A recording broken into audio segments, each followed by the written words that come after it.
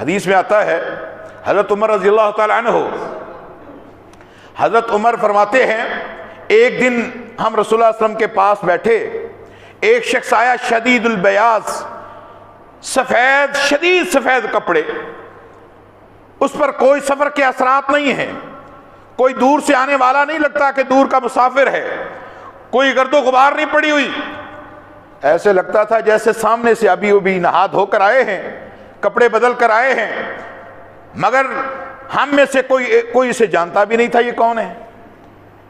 بڑی تعجب کی بات ہے، صاف ستھرے لباس والا جیسے مسجد کے سامنے گھر سے اٹھ کر آیا ہو، اور ہم میں سے کوئی اسے جانتا بھی نہیں۔ وہ دو زانو ہو کر رسول اللہ صلی اللہ علیہ وسلم کے سامنے بیٹھ گیا۔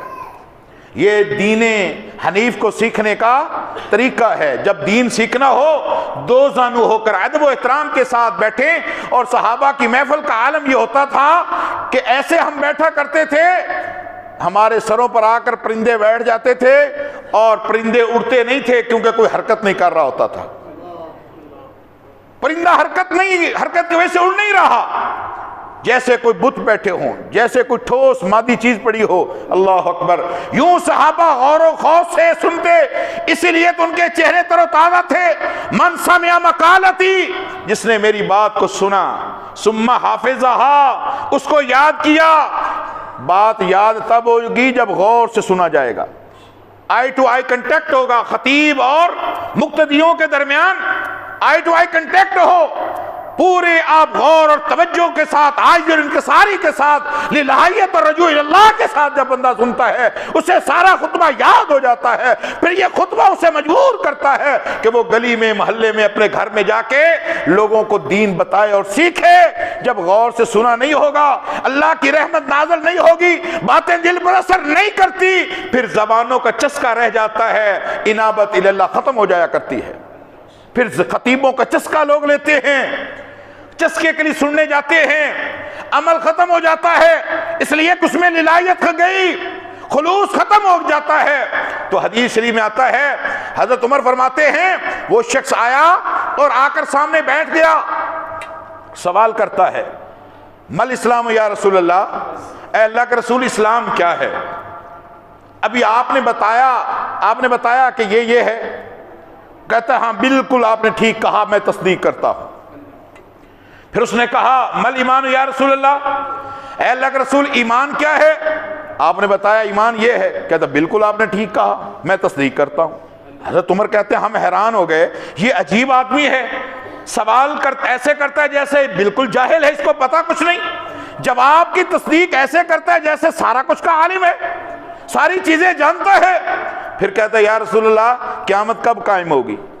تو رسول اللہ نے فرمایا جیسے سائل کو پتا نہیں، اسے مسئول کو بھی پتا نہیں ہے، مجھے بھی نہیں پتا کب ہوگی، اللہ بہتر جانتا ہے۔ کہتا ہے بالکل آپ نے درست کہا۔